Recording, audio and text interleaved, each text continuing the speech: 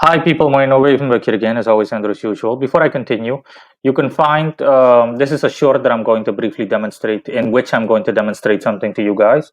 As you can tell, this is going to be a picture perfect example of a so called practitioner. Now, the link to the full video that this short is related to, you can find it linked in the description, as well as an article called The Occult World, in which this video that I'm recording will be embedded. Now, long story short, this is simply a picture perfect example of a so called practitioner. As I've already said in my aforementioned article, The Occult World, magic and the occult and everything is a true path to God, and its merit is simply invaluable, simply indistinguishable, honestly, through divinity. But those that seek it out and or those that practice or claim to practice, the statistical majority of them are anything but divine, quite the opposite, as a matter of fact.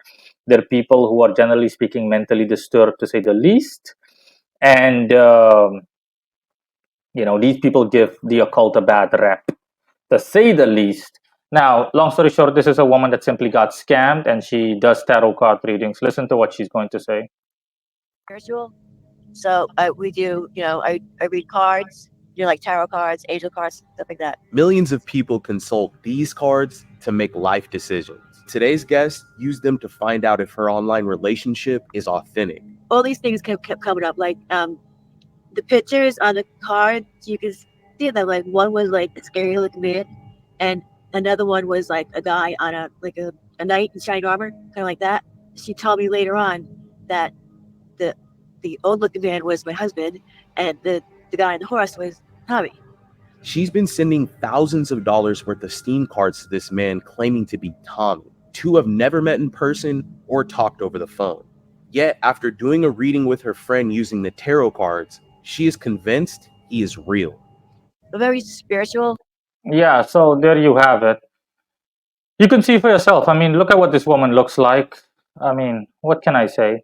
This woman looks like shit, to say the least.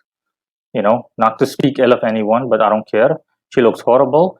And she looks horrible because it's a physical manifestation of her state of mind. Her being in a horrible state of mind, I think she must suffer at least from two mental disorders. She must suffer at least from, obviously, she's deluded, point one. Most likely, she also suffered from dissociative disorder.